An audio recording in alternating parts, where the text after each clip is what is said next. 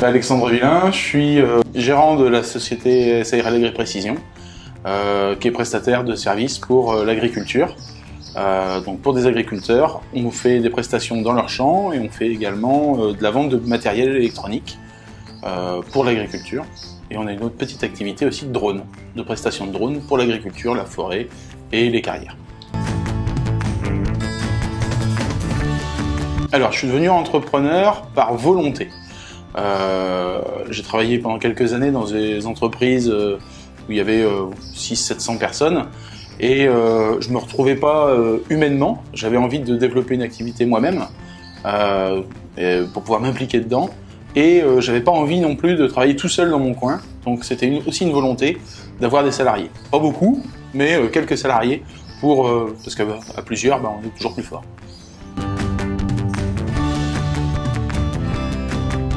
Alors, quel sens je donne à l'entrepreneuriat? Déjà, c'est la première chose, c'est l'implication personnelle. Faut qu'elle soit presque quasi quotidienne.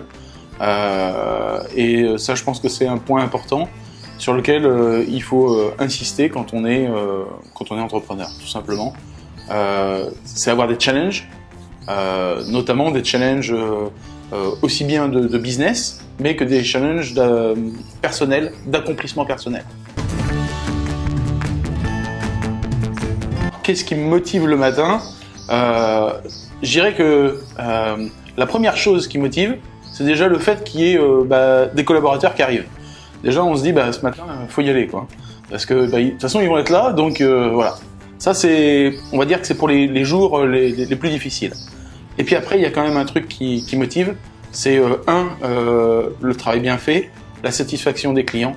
Ça, c'est quand on a un client qui vous dit cette année, c'était une bonne année, je suis content du travail que vous avez fait. Je pense que c'est là où on revient à la maison, on est gonflé et je pense que c'est ce qui fait que le matin, je me lève.